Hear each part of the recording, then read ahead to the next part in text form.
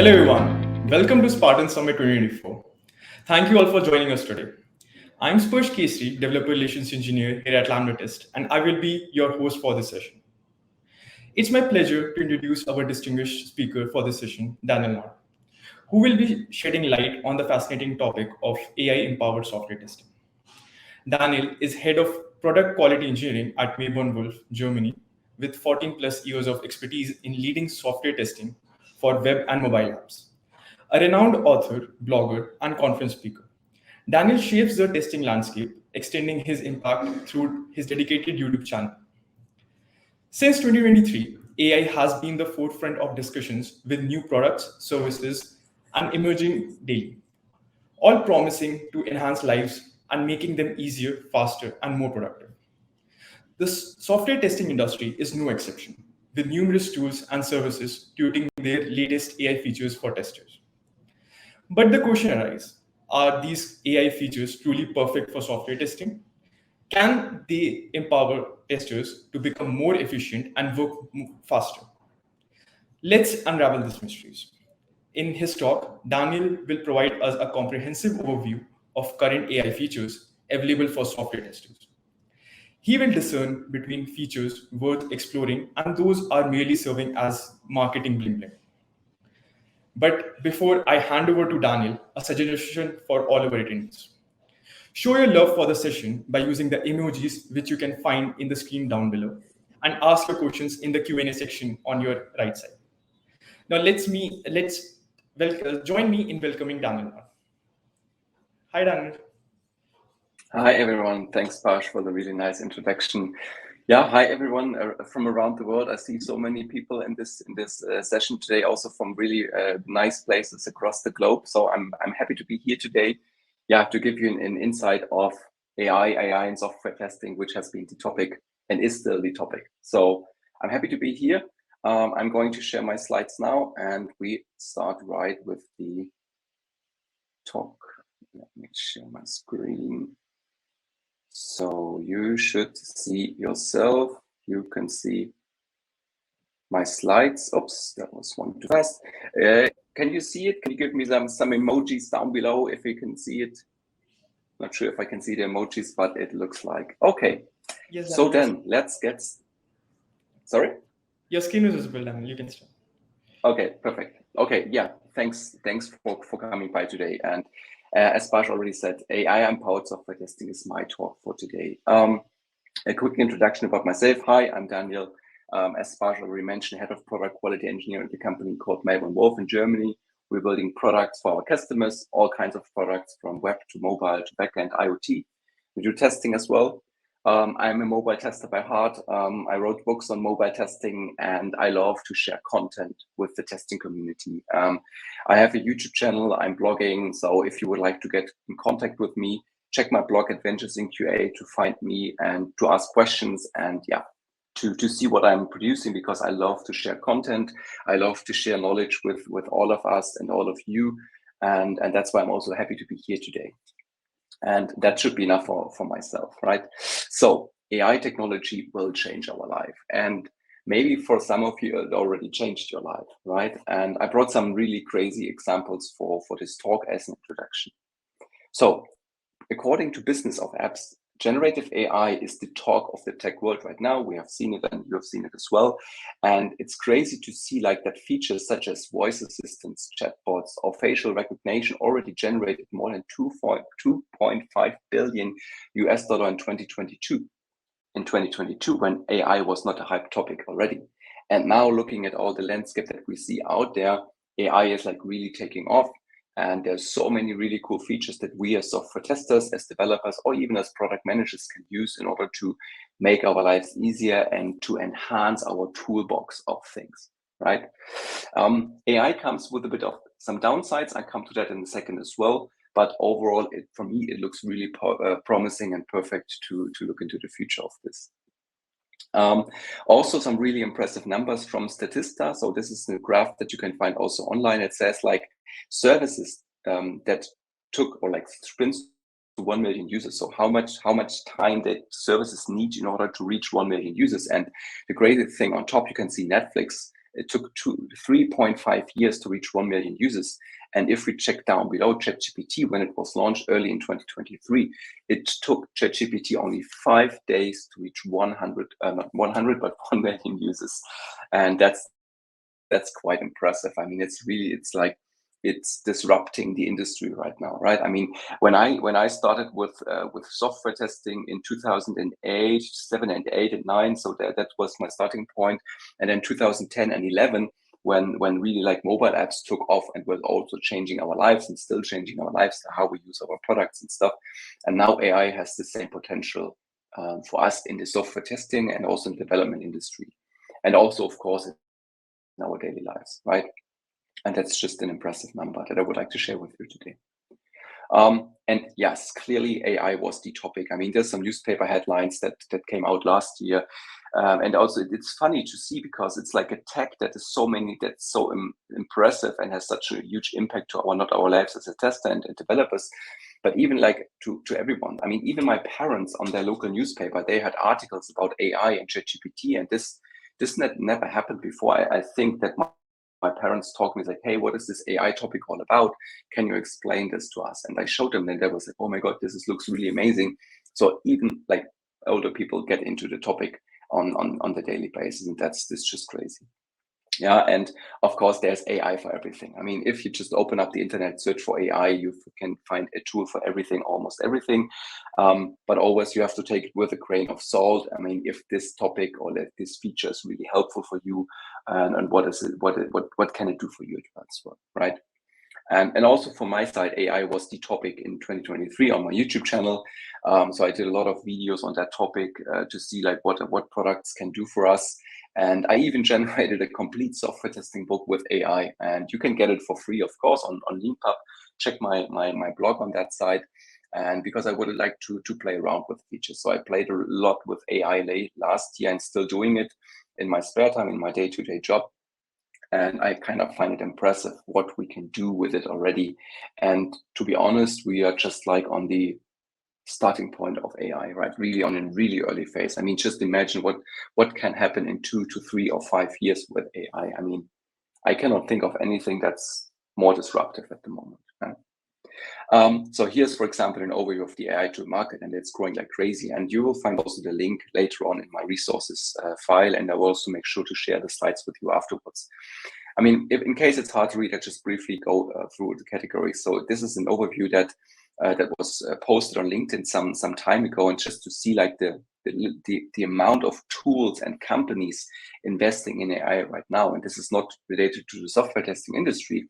This is something, if you would like to do something with speech and audio, text chat, image, video creation, 3D simulations, general productivity, and so forth and so forth. So there's AI everywhere, basically, and that's really crazy. So the market is crazy, growing like crazy. Yeah. Many companies invest in new tools on a daily basis. Yeah, that's for sure. And I bet this graphic here is already outdated, and there's like even more tools and companies out there focusing on the topic. Yeah. So there are tools for almost every aspect of our lives. That's what I wanted to mention as well. Yeah. But of course, yeah, a lot is promised. So AI can do everything for you. So we're in the promised fairy tale land. We have to be sure, like we have to take it with a grain of salt, as I mentioned before, because it can come with some risks and also some downsides, right? So what are challenges for software testers? This brings me basically back to the general testing topic. And the challenges that we see that I see for software testers are the following. It's like, again, maybe some companies might replace testing with AI. I mean, we have seen this attitude a couple of years ago when companies said, okay, hey, let's automate everything. We can automate all the testing and we don't need testers anymore. I mean, for those of you who work in software testing, you know that that's not happening, right? I mean, of course, to some extent, we can automate testing, like the repetitive stuff, the regression testing, and that's cool, that's good to do, but you will never replace testing with an automated script, yeah? And I hope that not the companies fell into the same trap hole right now, saying, okay, now we have AI, we can replace testing. Maybe now it's also the time to say like, hey, we can replace developers because now we can generate the code ourselves. And that's a risky part here. So I think this is not going to happen. And I think that with AI, the future for software testers become even more brighter than ever, right? Of course, there are many tools on the market offering a couple of things. I will also go in a few minutes through the features that I've seen lately in the tool market for software testers that you can use and benefit from it. But yeah, where to start with all the AI content, and that's the hard part. And that's why you're here today, to listen to my talk, to see like what are features available already for testers. However, some general tips to overcome the AI challenges, and that's never trust in AI output for now. Yeah, so maybe you have also seen funny videos, funny blog posts, or critical blog posts around the topic of AI and the output, especially if you're using like ChatGPT style promptings. Sometimes the output is just wrong. Even myself, I asked the AI, hey, do you know Daniel Knott and what has he done? And yes, there was some information on the internet about me, but sometimes the output was like, okay, that's a complete lie. That's not true, right? There was complete different books that I wrote, so really weird things, right? So this never trust in AI output for now. Yeah, LLMs, so large language models, tend to hallucinate and have incorrect answers. That's what I wanted to say, right? And that's important, and that's why I think AI will bring a bright future for software testers, is that we as software testers can use our critical thinking and our brain to judge the test results. And that's the cool part, right? So we can really take our critical thinking knowledge and judge the outcome of the AI, and to really give feedback to the developers, to the product managers, whoever's involved in that thing. Yeah. And then, yeah, learn all about LLMs and prompting. That's important, because I think that's a huge potential for us as software testers, especially if we use critical thinking and our asking question skills. Because if you have used ChatGPT, for example, and use different prompts, and depending on the prompt that you put into that LLM, you get completely different outputs. And that's why we need to ask critical questions for AI, and then we get also better results. Yeah. So what are the opportunities? Yes, AI is there for help us to solve complex tasks. And I also found a really funny or like a good example here on Twitter from Peter G. Yang. So he asked ChatGPT basically, it's Wednesday, 4 p.m. Can I park here? And if you see the parking signs, oh my God, it's like, okay, it's so confusing. So many signs, so many times, so many no, yes, and no, I can do it. And then AI was just analyzing the picture and saying, okay, you can park here for 1 hour starting at 4 p.m. And that's great. And it's just an example that like how AI can help us to solve complex tasks. You can work more efficient. And that's what I also say to my people in the department. They are also sometimes afraid, saying, hey, do you think I'm getting replaced by AI? No, you're not getting replaced. Use AI as another tool for your toolbox in your tool chain, for example, to make your lives easier. And I'll bring some examples in a few seconds. Yeah, it will save you time for more complex testing tasks, because AI cannot test everything right now. But as I said, it can help you with the boring stuff, right? That nobody would like to do, and can assist you. And that's why it's also AI assistant, or AI assisted testing is such an important topic. And we have also seen it on the, for example, in developer space. GitHub Copilot, for example, is also an assistant or a copilot that helps a developer to write code faster, efficient, maybe. So yeah, that's also how we as software testers should treat AI at the moment.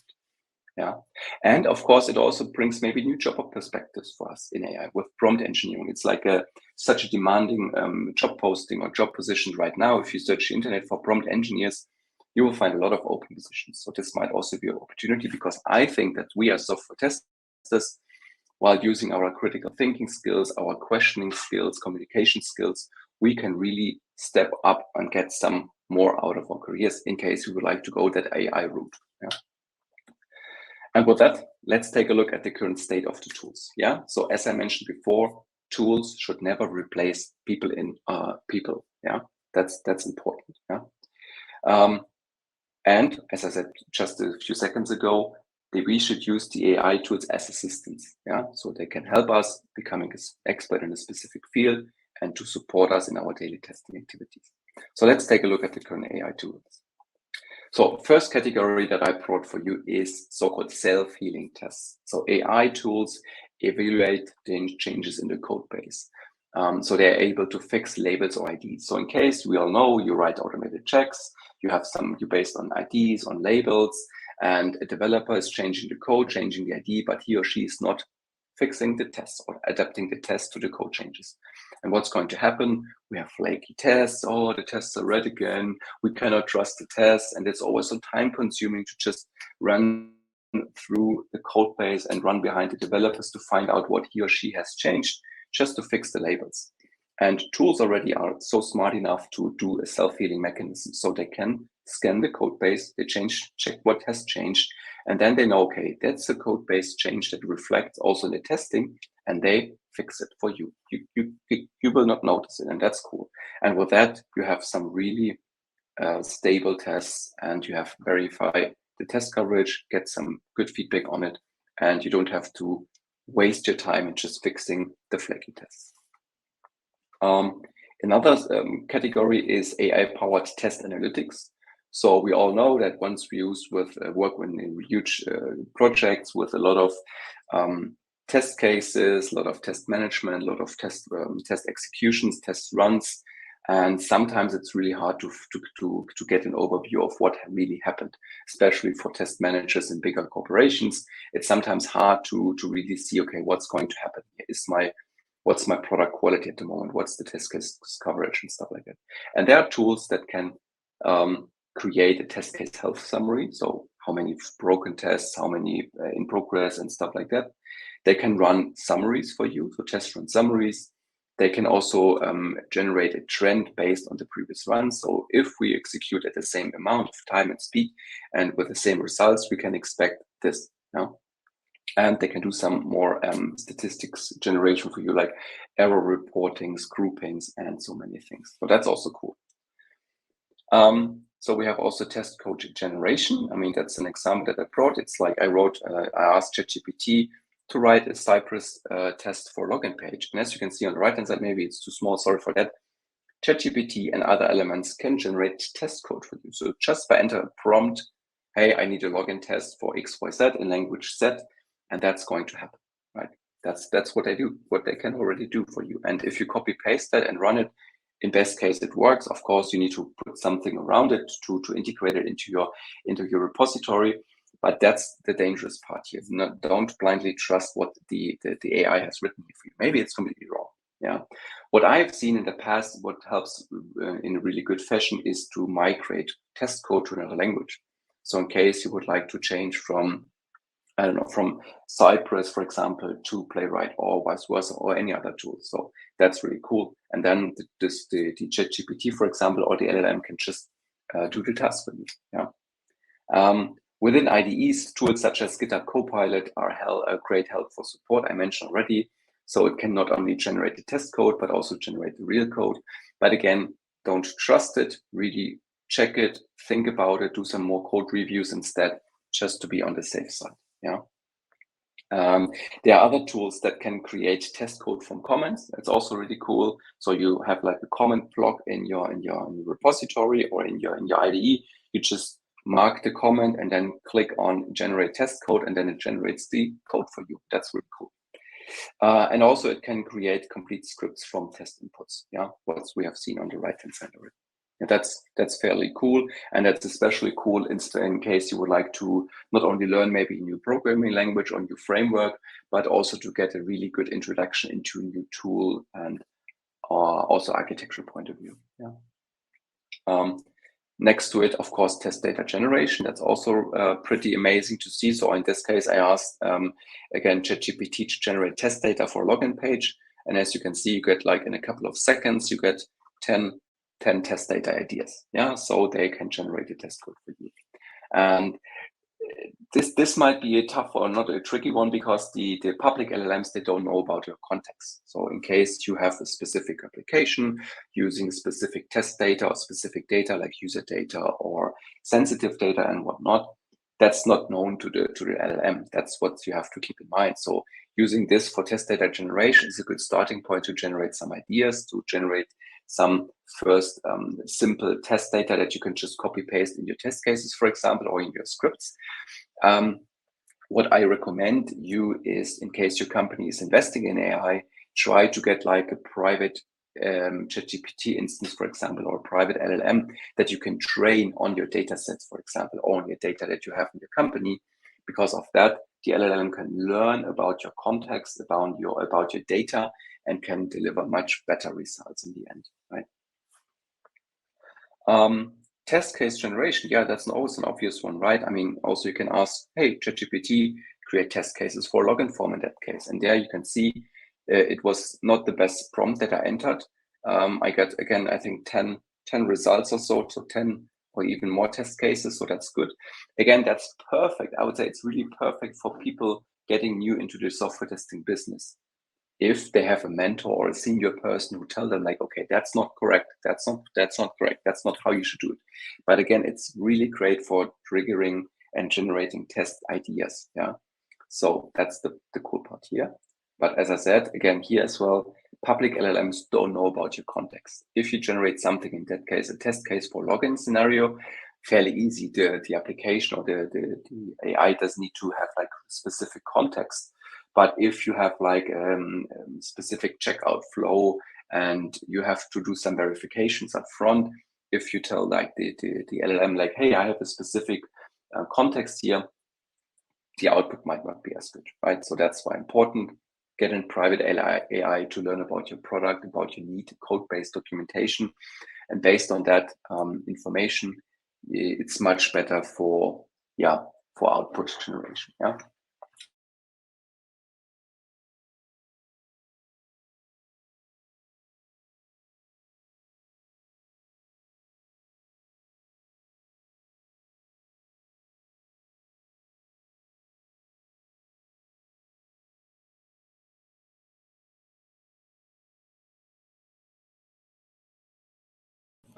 Daniel, um, Daniel, I think you are on mute.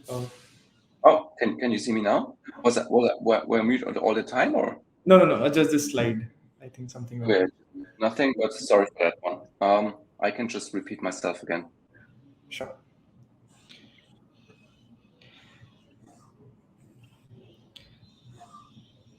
Can you also screen share again? Yeah, I'm ready now.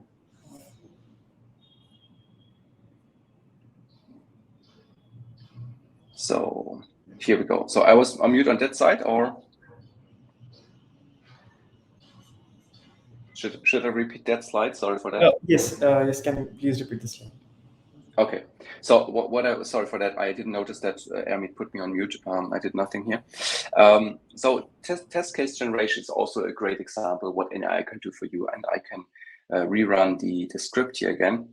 So I asked ChatGPT to create a test case for login form. And as you can see here, it's pretty fast in generating me some of the outputs. So let's say it's 10, 12 test cases that's been generated. And that's really cool. It's really great to get into the topic. A login form is fairly easy to use and fairly simple to automate, and also fairly simple to write test cases for. But sometimes, depending on your context and depending on the needs that you have in your application, it can use specific requirements. And that's what I meant with the last bullet point here. So based on information that you put into the LLM in the prompt, it can generate specific test cases for you as well. And there are tools that have already embedded this feature. So you can use, for example, your acceptance criteria that you have in your user story, for example, or your requirements documents. Just click a button and then an LLM will generate the test cases for you. That's pretty amazing. But again, I would recommend you to get access to a private LLM, to a private instance in your company, to not expose any specific or sensitive data. And the better the LLM is trained on your context, on your data, the better are the results as well, of course. Yeah. So that's important. Code explanation. Yeah, that's also really cool. I've seen it in one tool. So AI will analyze code and will generate the documentation for you. Yeah. So in this case here, you can just copy paste, or no, you not copy paste. You mark the code that you would like to get documented, right click on it, and then you get a code explanation. Fairly as that, fairly simple. No waste of time in writing boring documentation. But again, don't trust it. Check it and see if it's really correct, because otherwise you end up in a wrong documentation, and in a bad quality overall. Yeah. Visual checks, yes, that's also something that we have seen also before. So many companies were doing some visual checks before. This was, I would say, the first AI features that we have seen also years before. So UI design is critical for success of products, of course, and there are tools just the tools now, not AI tools that compare the visuals. So they have a base screenshot or a base layout, and they can compare it with the actual test run. And if there's something that's not going to work out, you will get a notification or like an issue ticket for that. And of course, this helps you a lot to save time. And with AI, this is getting another boost because you can not only like generate graphics that you can just see here on the screen. All the graphics that I generated, by the way, or like created for that talk are generated by an AI. So it's also easy to generate graphics and to use them, and also to compare them afterwards. So this is also something that's still there and still getting better every day. So this is it so far for the overview of the tools, the tools that I've seen in the past. And if you would like to see some of the tools in action, you can check my YouTube video or my YouTube channel, where I showcased the tools there and also the AI features. And can AI harm software testers? And so I just put some sentences here together, and I made them up my own, so it's nothing AI generated, and said, I think that people with less knowledge about software testing might fall into the same trap as we did with test automation, as I said before, right? So because when test automation became a hype topic years ago, many companies decided to replace tests with automation, or at least believe this might be the right path. And this might happen the same with AI, but we know better. And that's important. That's what I would like to give you also today with you, in case you hear management, stakeholders, whoever is talking about testing and saying, hey, let's replace testing with an AI. You have a great example that with automation, it wasn't working well. And with AI, it will not work the same way, right? As I said before, AI will help us get better at testing. Of course, it will. I love it as well. I use it on a daily basis for different tasks. But we as testers are in a really good position, because I think that checking the LLMs, the large language models, checking the outputs, checking the inputs becomes so important that we have a bright future when it comes to testing. And that's why I'm really positive on that side. So don't be worried about that. Some books on AI that I can recommend. I'm currently reading the generative AI book on the left-hand side and the AI-assisted testing on the right-hand side. The ones in the middle I already bought, but I haven't started yet. But these are books that I found online that are, as according to reviews and according to feedback that I got and questions to authors, have a good overview. So the very first four, like the generative AI and the large language models and stuff, is more like on the tech business side of things, if you would like to know more about the technology itself. And if you would really like to go into more AI specific testing, I can recommend you the book from Mark Winteringham that he wrote about AI assisted testing. It's a really good one. And so to get more an idea on what we as software testers can do, and can benefit from it, basically, right? And with that, we're already almost done. So we have a lot of time for your questions, some takeaways. So get ready for a new world. Yeah, that's so important. Get ready for change, for disruptive change in the industry. I mean, you can see it already, and it's going to happen, and it's just taking off. Yeah. So I can only recommend you to invest time to learn about AI and the provided tools. I would not jump right into tools for now, just to learn more about fundamentals of AI, what AI can do for you, what are potential product ideas and features that it can help you with, and then to learn the basics, the foundations about LLM, large language models, like how is a model trained, like what is machine learning algorithms are doing for you, and these kind of topics. And then to start your thinking about, okay, this could be something for me in my industry, in my context, in my company. What does it mean for me? And then invest more time to learn about it. Yeah. Of course, try tools, try out and see how helpful they are for you. And also, like, just to be curious, go out and sign up to all the vendors that are out there to try out the tools, to see. They all offer trial periods that you can use in order to get an idea like what AI can already do for you. AI bring new challenges and opportunities fast. Yes, I mentioned a couple of times now, but that's with every new technology coming around the corner. But I think for us as software testers, it's always good to be at the forefront of new tech, to learn about the things and see how it can impact our lives. Yeah, I mentioned as well, never trust an AI for now. Maybe in 1 or 2 or 3 years, we can blindly trust an AI depending on the data sets that an AI has been trained on. And I mean, right now it's more or less that in AI you ask like a question, a prompt, and it gives you some answers, and it connects the output based on the data set that that the system was trained on. But maybe in the future, an AI can also learn from the inputs it's already doing, but also can make connections and do stuff and become more intelligent. And that's what I also mentioned before. We are just at the beginning of something new. And last but not least, be open for change. That's always important, because otherwise you might fall out of the interesting job offers, or like you're not relevant for the market anymore. So be open for change. Don't be shy. Don't be afraid of it. Change is something good. Change feels not always easy, and easy, and like leaving comfort zone is always a good thing to do. And with that, I just can say thank you very much. I put together some resources again here on this side as well. So I will make sure to share the slides after the event. And yeah, now we have time for your questions. And sorry again for the little muting bug that we had in the session. I'm stopping the screen, and we are here for your questions. Thank you so much, Daniel. It was really insightful. Thank you for sharing what AI can do, and how testers should use AI as a toolkit, not be feared by it. We will be taking up some Q&A. I'm just putting the question on the screen. There's a question asked by Damini. How well AI-powered testing tools can handle big projects or big companies? Yeah, I mean, first of all, thanks for the question. I mean, like, what does it mean with big projects? I mean, you could use the tools in any project size. I would say it's nothing specific to like big projects or smaller projects or companies. It's first of all, it's to really see like what is the goal? What are the goals that you would like to achieve with the AI, right? I mean, if it's for test data generation, for test case generation, then I would recommend you to set up your own LLM, your own GPT version, maybe train the model based on your needs. And then it will help you to improve things. And not sure if it's able to handle bigger projects in a better way.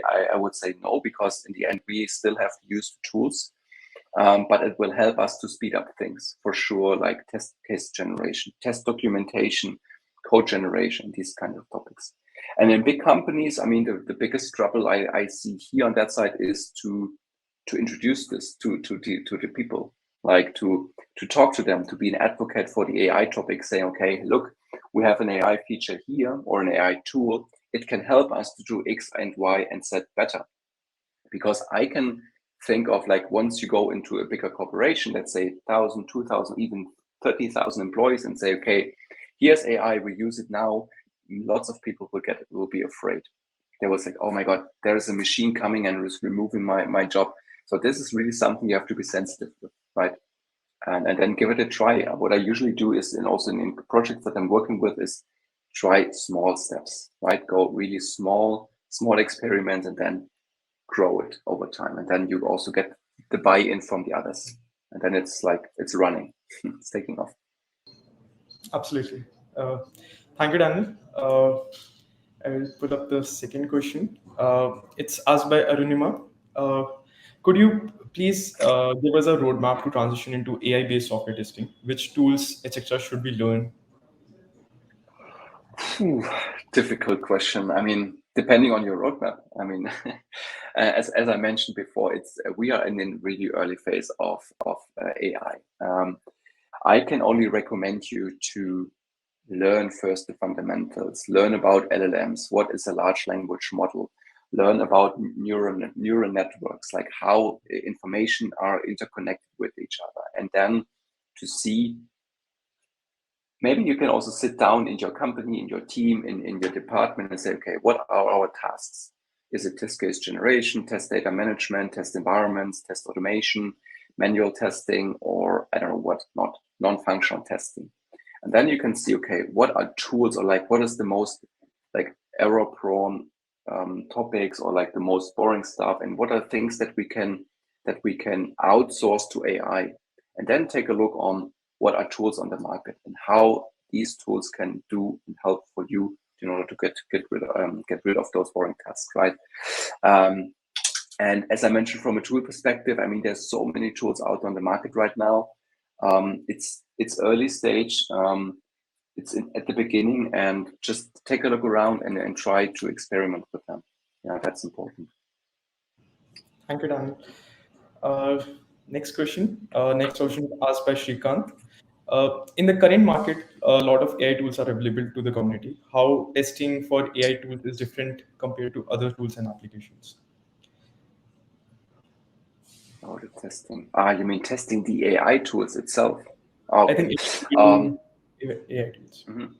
Yeah, I mean that's exactly. I mean that's what I meant earlier is the whole prompting is important. Like the better your prompt is, the better the output is. So if you could put like really something valuable and good prompts in, so give for example, an LLM some context up front. I mean, you could try it yourself, use ChatGPT and tell like the system generate test cases for login, period. Just see the results, and then you do another prompt, and maybe in a different browser, say, okay, you are a software testing expert. You have your experience in that. That's your domain. That's where you're working in. So give the machine more context, and then you will see that the output is much better. Yeah, so that's important. And then if you are developing and you have the situation right now that you have to test an AI tool, I mean, then I would really go pair with the developers. Try to check the algorithms. It's different testing than we do like mobile testing or web testing, where we have a front end. Then it's more like going into algorithms and into the models, also into the data set, like how is the data structured, where the machine is being trained on. So that's important. It's more, I would say, it's more theoretical topics that you have to get into. Thank you, Daniel. Next question asked by Sayan. Being in a continuous learning QA industry, how can we utilize AI and use in our daily activities to make our test more optimized and efficient? Mm-hmm. Yeah, again, similar to my previous question, is like check your tasks, check your daily tasks that you have to perform. I mean, for me, it's not too much in creating test cases anymore, but I talk to many people who are in industries where they have to write test cases, and for them, they're using our LLMs to generate the test cases for them, right? So, and for that, this means a lot of time savings for them.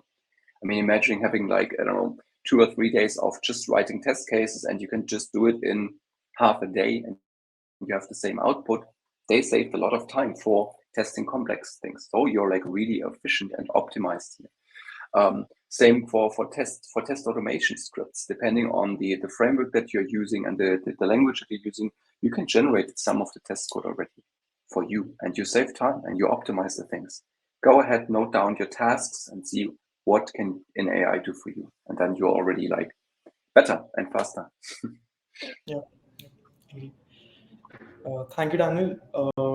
We have a lot of questions about wrong ideas about AI in testing. I hope all the questions are being covered in the slides showed by Daniel.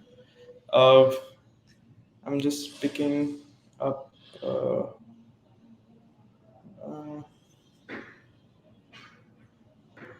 Okay. Would a self-healing AI indicate changes made if a developer has changed an ID to incorrect format, for example, submit button instead of button submit? Then I would need to know a correction needs to be made instead of just updating the script. Mm.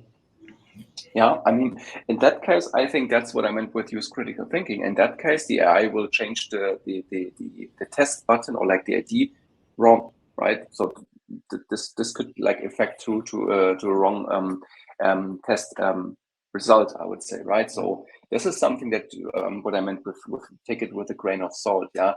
Don't blindly trust it, yeah. So that's something that you have to do. I mean, for that, I would always recommend to do like code reviews, right, without an AI. But the developer can do them on their own and then double check it with them to see if it's really correct or not. Yeah. But this is something that you have to see and to learn on the fly. But this is definitely happening, and I have seen it as well a couple of times already. Yeah.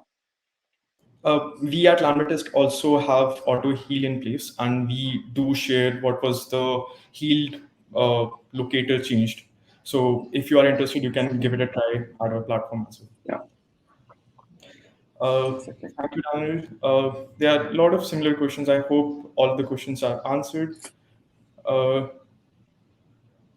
One question I'm putting up: what should we learn instead of test automation? Should we stop learning Selenium, etc., and concentrate on something else? It depends on your context. It's not easy to ask because there's no one fit size all here, right? I mean, test automation is always important, and I would say it's like it's a fundamental skill that a software tester should have, right? I mean, you don't need to be an expert in all the tools out there, not now, but if you know how to write code, for example, learn about code patterns, clean code architectures in one specific language, being a Java, C#, .NET, whatever, Ruby, TypeScript, whatever you like, you can transfer that knowledge to any other tools, right? So if you know the patterns and the structure of things, you can really easy move this on. And then having all the fundamentals in software testing, like exploratory testing is important, test automation is important. Now with AI, it's important to get into new technologies and topics. But again, it depends on your context in the industry that you're working in, and also in the industry that you would like to get into. So for example, you work in, let's say, automotive industry, and your dream is to work in the AI industry. Then of course you should change your learning path to get into that companies or in that direction. So you have to do a lot of research and homework on your own to find the right learning path for you. But test automation is still something that I see as an important task. Thank you, Daniel. Just picking the last question, clubbing two questions. They are interested in asking how can we train an AI LLM model alongside with automation testing, and long chain can be used for this or any solutions. And there is one more question: and how can they start learning about LLMs and neural networks? Learning about LLMs is something, the recommended books. This is really good stuff in there. So they're really fundamentals on how large language models are working, and really theoretical. Sometimes a bit boring, and sometimes it's really hard to read because, reading such theoretical stuff, you have to digest it and to read it maybe multiple times. So that's something that I could say. And then with the training the AI LLM alongside with automation, I mean, that's the first step is that you need your private instance of an LLM, so of your large language model, and then they have APIs, and then you can get the data in, like the code bases you can put in, the data sets can put in, and then you have to turn it with prompts. Say, hey, like, look, this is automation script, blah blah blah, and this again, it requires a lot of effort and time. Thank you so much, Daniel. Thank you so much for sharing some insights about AI-empowered testing and answering Q&A. Thank you all for joining. You have been a wonderful audience. See you at the next session. Thank you. Thank you. Have a great day.